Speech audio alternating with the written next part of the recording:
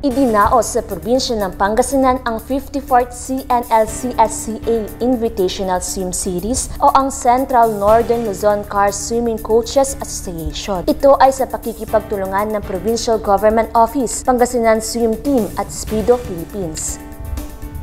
Pinangunahan ito ni Pangasinan Sports Development and Management Council Executive Director Modesto Operanya, Chairman ng Pangasinan Swimming Club Julius Bumadilla at mga magulang na todo suporta sa kanilang mga anak. Dinuluhan ito ng mga manlalaro sa iba't ibang kalapit lalawigan tulad na lamang ng Bulacan, Pampanga, Tarlac, Bataan, Isabela at iba pa. Ito ay para i-showcase ng mga young athletes ang kanilang galing at husay sa larangan ng swimming at paghahanda na rin sa mga regional at international competition. Ibinahagi naman ni Coach Vinluan kung paano nila pinaghandaan ang kompetisyon na ito.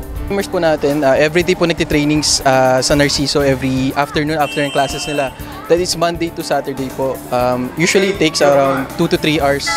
Okay? So, nagagaling po yun sa iba-ibang lugar ng Pangasinan. Isa sa Janalin na taga Pangasinan na nakakamit ng bronze medal noong nakaraang Southeast Asian Age Group Championship na ginanap sa Cambodia. Ayon kay Lynn, disiplina ang isa sa mga kailangan. Kalakip na rin dito ang pag-enjoy at pakikipagsalamuha sa kapwa manlalangoy. Motivate po sa akin para sumama dito is to support my team, number one, and para lang po ma-enjoy rin ang experience ulit kasi since yung mga iba kong competitions like palaro, R1, CH, parang very serious competitions. Pero this one is like a fun meet. Parang gusto ko rin sumama, bond with my teammates. Ipinakita naman ni Francis Salazar, isang ortho-amputated swimmer, ang husay at galing sa paglangoy at nakakuha ito ng gold medal sa kategoryang 200-meter freestyle, 100-meter backstroke,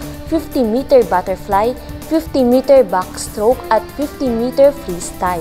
Sa pagtatapos, nakamit ng MIA Swim Team ang overall combined team scores na 1,284.50.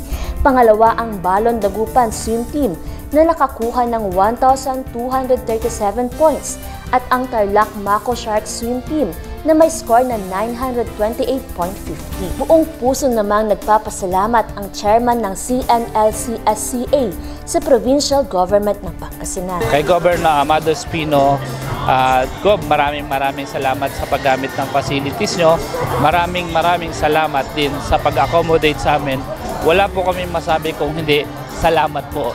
Sobra pong pag-accommodate nyo sa amin. Sobra sa pagkain, sobra sa lahat. And Gob, keep up the good work. Ang ganda po ng facilities nyo. Thank you po.